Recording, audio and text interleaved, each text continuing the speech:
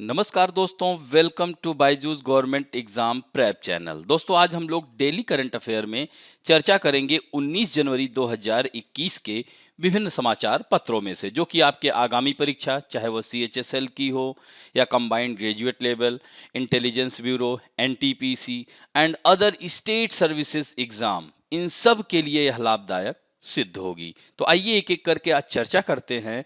राष्ट्रीय मामलों में पहली खबर है, PM Modi launches Ahmedabad and Surat metro rail. तो दोस्तों, जैसा कि कल 18 जनवरी 2021 को हमारे देश के प्रधानमंत्री वीडियो कॉन्फ्रेंसिंग के जरिए अहमदाबाद मेट्रो रेल परियोजना के दूसरे चरण यानी फेज 1 पर कार्य चल रहा है, जो कि 2022 तक वह पूर्ण हो जाएगा। दूसरे चरण के लिए भी उद्घाटन किया और साथ साथ सूरत मेट्रो रेल परियोजना का भी भूमि पूजन किया। तो इस तरह से इन मेट्रो परियोजनाओं से इन शहरों को पर्यावरण के अनुकूल मास रैपिड ट्रांजिट सिस्टम की सुविधा मिलेगी। और हमारे देश के प्रधानमंत्री ने कहा कि अब मेट्रो रेल हुआ या बस सर्विस हुई या रेल सर्विस, यानी इंटीग्रेटेड यानी एकीकृत व्यवस्था के अंतर्गत इन सभी जो साधन हैं परिवहन के, इनका प्रयोग किया जाए। तो इस तरह से बीते वर्षों में 450 किलोमीटर से ज्यादा मेट्रो नेटवर्क चालू हो चुका है। इस समय देश के 27 शहरों में 1000 किलोमीटर से ज्यादा के नए मेट्रो नेटवर्क पर काम चल रहा है। तो दोस्तों, ये दोनों महत्वपूर्ण शहर हैं, याद रखेंगे, अहमदाबाद और सूरत। और इससे क्या होगा कि ये दोनों व्यापारिक केंद्रों को काफी मजबूती मिलेगी और इसके विकास में एक बहुत महत्वपूर्ण योगदान होगा मेट्रो का भी। तो अहमदाबाद मेट्रो फेज 1 का कार्य तेजी से चल रहा है। जब हमारा देश 75वीं वर्षगांठ मना रहा होगा, तब यह कार्य 2022 में पूरा हो जाएगा। और दोस्तों, 28 किलोमीटर यानी 28.25 किलोमीटर लंबी Ahmedabad metro rail project phase 2 में 2 कॉरिडोर हैं। यानी फर्स्ट कॉरिडोर 22.8 किलोमीटर लंबा है, जो मोटेरा स्टेडियम, सुना होगा आप लोगों ने, से महात्मा गांधी यानी महात्मा मंदिर तक है। और दूसरा कॉरिडोर क्या है, 5.4 किलोमीटर का है। यह लंबा GNLU से गिफ्ट सिटी तक है। और फेज 2 परियोजना को पूरा होने में 5384 रुपए का खर्च आएगा दोस्तों। तो यह जो है बहुत ही महत्वाकांक्षी परियोजना है, एक तरह से कह सकते हैं। और सूरत का जो प्रोजेक्ट है वो 40 किलोमीटर लंबा, इसमें भी 2 कॉरिडोर हैं। एक जो है 21.61 किलोमीटर लंबा है, जो कि सरथाना से ड्रीम सिटी तक, और दूसरा जो है 18 किलोमीटर से अधिक का है, भेसन से सारोली तक है। और इस प्रोजेक्ट को पूरा होने में 12,020 मतलब करोड़ रुपए का खर्च आएगा। तो दोस्तों, ये दोनों शहर आप लोगों ने सुना होगा, बहुत ही खूबसूरत शहर है अहमदाबाद। जैसा कि अहमदाबाद किस नदी के किनारे बसा है, साबरमती नदी के किनारे बसा हुआ है। यानी गुजरात के बड़े शहरों में से एक है। यह साबरमती के नदी के तट पर बसा हुआ है। और यह पहले राजधानी, ध्यान रखेंगे, 1960 से 1970 तक यह गुजरात की राजधानी हुआ करता था। बाद में गांधीनगर में स्थानांतरित कर दिया गया था दोस्तों। और इस शहर की स्थापना 1411 ईस्वी में गुजरात के सल्तनत की राजधानी के रूप में सेवा करने के लिए की गई थी। इसका नाम सुल्तान अहमद शाह ने किया था। यही कारण है कि इसको अहमदाबाद, अब इसे कर्णावती के नाम से भी जाना जाता है दोस्तों। यह भारत में ब्रिटिश नियमों के दौरान बंबई प्रेसिडेंसी का हिस्सा भी था। और दोस्तों, यहाँ पर एक कांकरिया झील है, जो कि एक कृत्रिम झील है, जिसे कुतुबुद्दीन ऐबक ने दिल्ली के सुल्तान 1451 इस AD में इसको बनाया था दोस्तों। तो यह तो रहा अहमदाबाद। इसी तरह से याद रखेंगे, थोड़ा सूरत के बारे में जान लीजिए। तो सूरत जो है, इसे डायमंड सिटी और सिल्क सिटी दोनों के नाम से जाना जाता है। यानी डायमंड कटिंग उद्योग और पॉलिशिंग के लिए यह प्रसिद्ध है, कपड़ा उद्योग के लिए भी प्रसिद्ध है। और दोस्तों, ये किस नदी के किनारे बसा है सूरत? तापी नदी के किनारे बसा हुआ है। इंडियन डायमंड इंस्टीट्यूट भी यहीं पर अवस्थित है दोस्तों, यह ध्यान रखेंगे। और इस तरह से यह काफी महत्वपूर्ण है। अब बढ़ते हैं नेक्स्ट जो महत्वपूर्ण खबर है, रक्षिता बाइक एम्बुलेंस। दोस्तों डीआरडीओ ने एक और महत्वपूर्ण उपलब्धि हासिल की है। Defence research and development organisation ने किसे केंद्रीय रिजर्व पुलिस बल को यानी सीआरपीएफ को रक्षिता नामक एक बाइक आधारित एम्बुलेंस सौंपी है, जो दूर दराज और संकरी गलियों में रहने वालों को त्वरित चिकित्सा सुविधा उपलब्ध कराने के उद्देश्य से विकसित किया गया है। डीआरडीओ की वैज्ञानिक शोध इकाई है, उसका ध्यान रखना नाम इनमास, यानी इसको क्या कहेंगे, institute of nuclear medicine and allied science. ये भी ध्यान रखिएगा। यह 350 CC royal Enfield classic bike पर इस एम्बुलेंस को तैयार किया गया है। यहाँ पर आप देख सकते हैं इसमें जो है जो जरूरी उपकरण है, ऑक्सीजन किट आदि की सुविधा दी जाती है। बाइक चलाने वाले के पीछे सवार बीमार या घायल से जुड़ी जानकारी उसे देखता रहता है। उसमें आगे शीशा जो लगा हुआ है, इस तरह से अलार्म भी बजेगा जिसमें चालक सतर्क हो सकेगा। तो ये बहुत ही अच्छी पहल है डीआरडीओ की दोस्तों, ध्यान रखेंगे। और यह 2018 में, यानी ध्यान रखेंगे कि छत्तीसगढ़ में जब नक्सली अटैक हुआ था तो उस दौरान बाइक से जो हमारे सुरक्षा कर्मी थे उनको बचाने का प्रयास किया गया। उसी के बाद से इस कॉन्सेप्ट को डीआरडीओ लगातार डेवलप करने का प्रयास किया और अंततः अभी देखा आप लोगों ने कि केंद्रीय रिजर्व पुलिस बल को डीआरडीओ ने यह बाइक सौंप दी है। तो यह महत्वपूर्ण है कि क्या नाम है इस बाइक का, रक्षिता। दोस्तों थोड़ा सा इसी में जान लीजिए डीआरडीओ के बारे में। 1958 में इसकी स्थापना हुई थी। इसका मुख्यालय नई दिल्ली में है। यह रक्षा मंत्रालय यानी उत्तरदायी मंत्री इसके लिए जो रिस्पॉन्सिबल मिनिस्टर हैं राजनाथ सिंह, चूंकि यह रक्षा मंत्रालय के अधीन संस्था है, और इसके डायरेक्टर जी सतीश रेड्डी हैं। यह भवन है दिल्ली में ही स्थित है दोस्तों। अब बढ़ते हैं, India will no longer depend on China for lithium reserve found in Karnataka. दोस्तों एक बहुत ही अच्छी खबर, देखिए हमारे देश को सोने की चिड़िया कहा जाता था, कहा जाता है और कहा जाता रहेगा। दोस्तों अभी हम लोगों ने, हमारे देश में विपुल भंडार हैं खनिजों के, हमने अभी खोजना स्टार्ट ही नहीं किया है। तो भारत अब लिथियम को लेकर चीन पर जो निर्भरता है पूरी तरह से खत्म करने की कोशिश में। इसी के तहत उसने अर्जेंटीना की एक कंपनी के साथ डील की है। अब तक चीन ने भारी मात्रा में लिथियम का आयात हम लोग करते रहे हैं। इन सब के बीच भारत को कर्नाटक में लिथियम का भंडार मिला है, और लिथियम का भंडार बेंगलुरु से 100 किलोमीटर दूर मांड्या क्षेत्र में यह मिला है दोस्तों। तो परमाणु खनिज निदेशालय ने कहा है कि दूसरे देशों में मौजूद लिथियम के भंडार के मुकाबले भारत में भंडार कम है। अगर हम बात करें चिली की, जो दक्षिण अमेरिका महाद्वीप का देश है दोस्तों, इसकी कैपिटल सैंटियागो है, यहाँ 86 लाख टन है। इसी तरह से ऑस्ट्रेलिया में 28 लाख टन है। इसी तरह से अर्जेंटीना में 17 लाख टन, पुर्तगाल में 60,000 टन के भंडार की तुलना बात की जाए तो भारत में 14,100 टन अधिक नहीं है। हालांकि इस तरह से अभी तो खोज के हम लोग प्रथम चरण में हैं। तो इस तरह से लिथियम क्या है, तो लिथियम एक रासायनिक पदार्थ है। Lithium is a chemical substance which is classified as the lightest metal, यानी हल्की धातुओं की श्रेणी में रखा जाता है। यहाँ तक कि धातु होने के बाद भी यह चाकू या किसी नुकीली चीज से आसानी से काटा जा सकता है। इस पदार्थ से बनी बैटरी काफी हल्की होने के साथ साथ आसानी से रिचार्ज हो जाती है। तो लिथियम का इस्तेमाल किस में होता है दोस्तों, ये ध्यान रखना, रिचार्जेबल बैटरियों में होता है। और इस क्षेत्र में चीन का भारी दबदबा रहा है, लेकिन अब उम्मीद की जा रही है कि भारत का अर्जेंटीना से करार चीन का दबदबा तोड़ सकेगा। और साथ साथ हमारे यहाँ भंडार भी निकल रहे हैं। तो भारत अभी लिथियम की अपनी पूरी जरूरत का आयात करता है। पिछले वित्त वर्ष में अगर बात की जाए तो लिथियम बैटरी का 3 गुना आयात किया था, यानी 1.2 अरब डॉलर था। पिछले साल नवंबर तक भारत में 92.9 करोड़ डॉलर का आयात किया गया था। तो इस तरह से भारत को एनर्जी की अपनी जरूरतों को पूरा करने के लिए लिथियम चाहिए ही। तो यह देख सकते हैं कि अच्छी खबर आ रही है। साल 2019 में खनिज विदेश इंडिया लिमिटेड की स्थापना की गई, एक नई कंपनी बनाई गई, और यह कंपनी 3 सरकारी कंपनियों को मिलाकर बनाई गई है दोस्तों। और इसका मकसद यह है कि लिथियम जैसे तत्वों को विदेशों से खरीदना है, ताकि एनर्जी के क्षेत्र में पूरी तरह से हम आत्मनिर्भर हो सके। और अर्जेंटीना के एक फर्म से हालिया समझौता इसी दिशा में कदम है। इसके अलावा भारत चिली और बोल्विया के बारे में, वहां की कई खदानों को खरीदने की बात चल रही है। तो ये काफी महत्वपूर्ण खबर है दोस्तों। अब बढ़ते हैं अंतर्राष्ट्रीय मामलों में। What is the demand of A separate Sindhu देश। दोस्तों, पाकिस्तान भारत के चक्कर में पड़ा रहता है, लेकिन भारत से इतर अगर बात की जाए तो पाकिस्तान की स्थिति बहुत ही नाजुक है। पाकिस्तान में अलग सिंध प्रांत की मांग की जा रही है और यह एक तरह से देखा जाए पाकिस्तान के लिए बहुत ही दुखद है। तो सिंधु देश, जिसका अर्थ ही है सिंधियों के लिए अलग देश।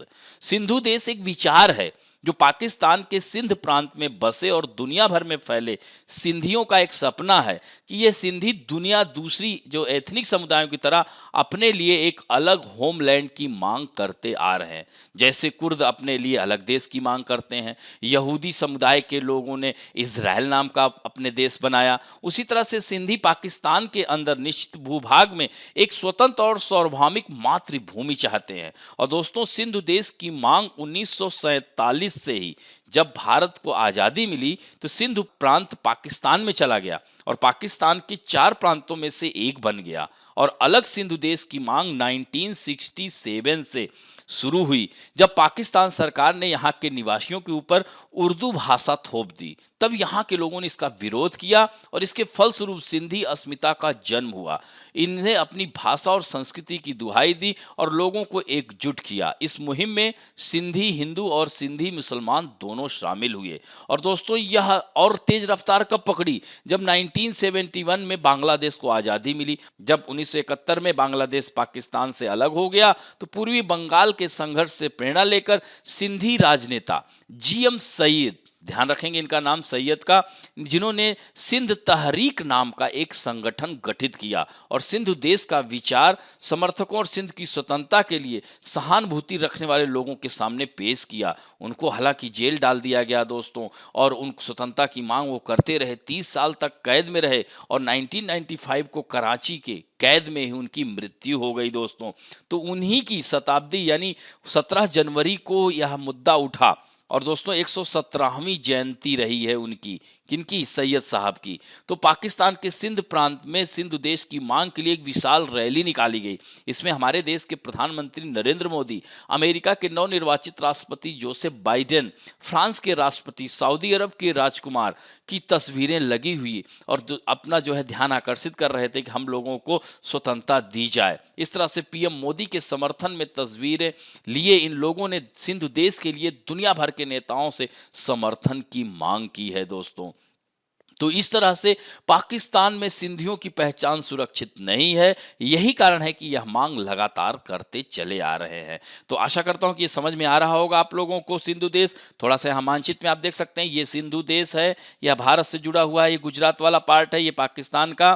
तो यह ध्यान रखेंगे। और थोड़ा सा यहाँ पर हमने पॉइंट सारे दिए हुए हैं जो हमने डिस्कस किया। और 17 जनवरी के इन्हीं जीएम सईद की 117वीं जयंती थी, इसी पर मांग बढ़ी है। ध्यान रखेंगे दोस्तों कि यह अलग से देश बनाया जाए। और दोस्तों, थोड़ा सा पाकिस्तान के बारे में जान लीजिए। यहाँ पर देख सकते हैं हमारे पड़ोसी मुल्क है और हमेशा हमारे विरोध में रहता है खड़ा। और पाकिस्तान किसी समय भारत का अंग था। 1947 में ही भारत को स्वतंत्रता मिली तो भारत 2 टुकड़ों में बंट गया, पाकिस्तान अलग हो गया। तो पाकिस्तान के प्रधानमंत्री हैं इमरान खान, कैपिटल है इस्लामाबाद और यहाँ की जो रुपया है पाकिस्तानी रूपी और यहाँ के जो राष्ट्रपति आरिफ अलवी है। तो इस तरह से आप देख सकते हैं।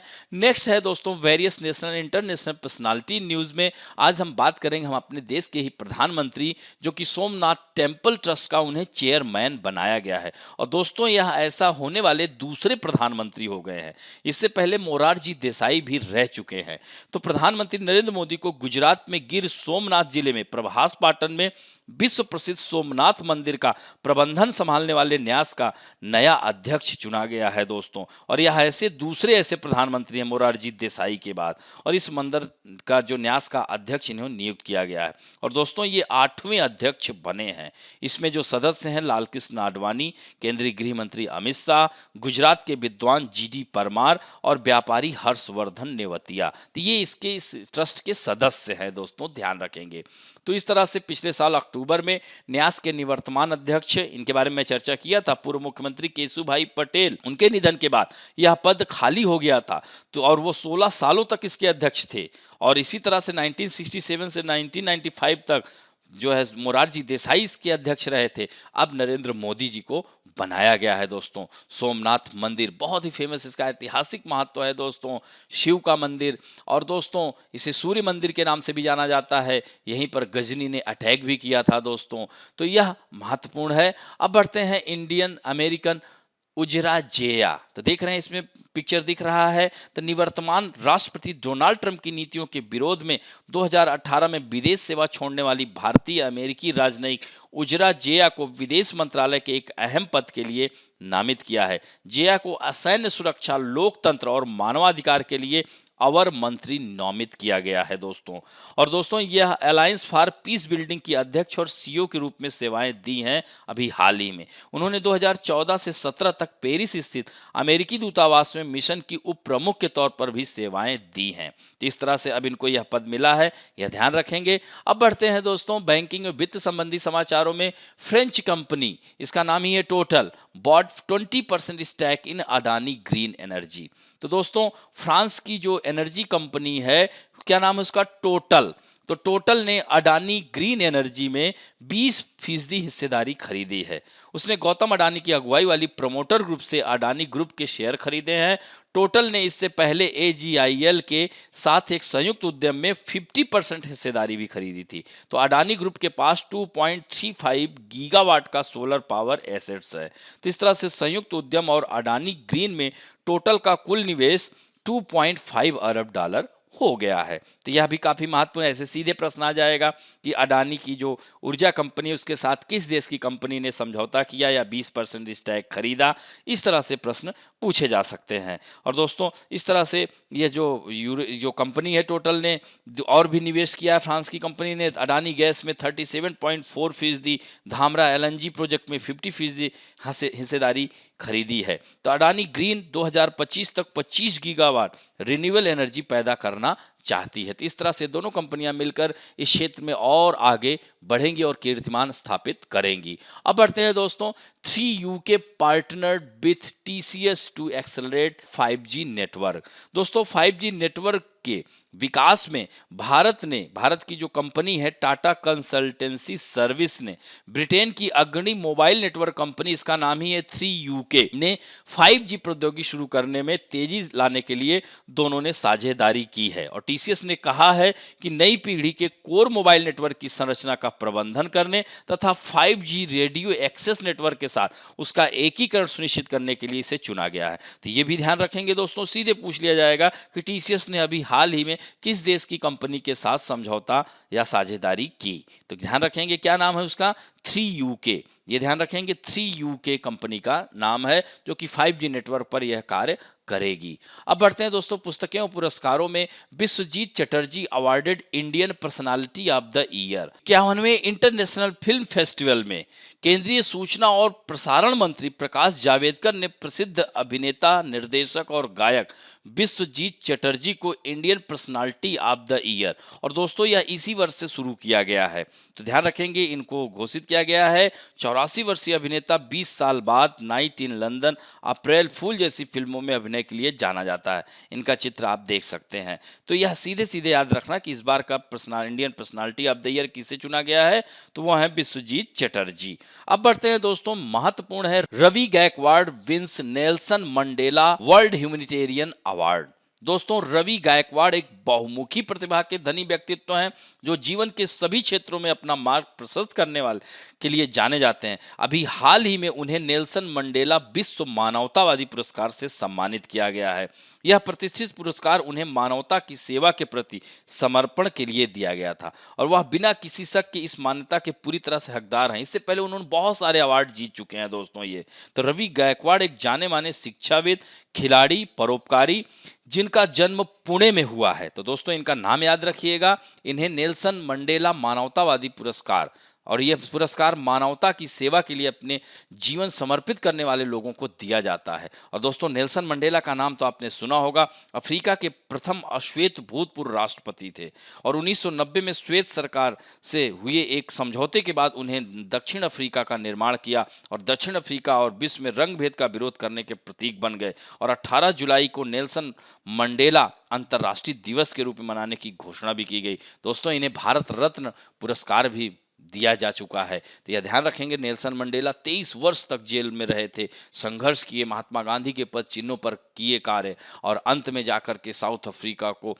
रंग भेद नीति से उन्होंने आज़ादी दिलाई। अब बढ़ते हैं खेल समाचारों में। बहुत ही अच्छी खबर है, आज हमारी टीम ने एक बहुत ही बड़ा कीर्तिमान स्थापित कर दिया है।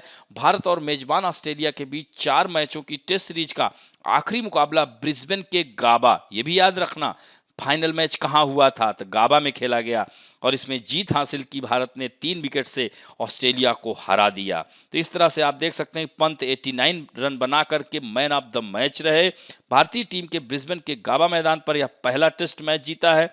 इस टेस्ट से पहले इंडियन टीम 6 टेस्ट खेले थे, जिसमें से 5 हारे हैं, 1 ड्रा है, और यह पहला मैच जीत करके कीर्तिमान स्थापित किया है। और दोस्तों मैन ऑफ द सीरीज याद रखना, पैट कमिंस वहीं के खिलाड़ी हैं, उनको मिला है मैन ऑफ द सीरीज, और man of the match Rishabh Pant, सबसे ज्यादा विकेट पैट कमिंस लिया। और भारत की तरफ से मोहम्मद सिराज 13 विकेट, रविचंद्रन अश्विन 12 विकेट लिए। अब बढ़ते हैं, let us talk about some important fact में। आज हम बात करेंगे भारत के द्वीप समूहों की। तो अब भारत के द्वीप समूह में अभी बात कर सकते हैं कि अरब सागर में स्थित द्वीप और बंगाल की खाड़ी में स्थित द्वीप।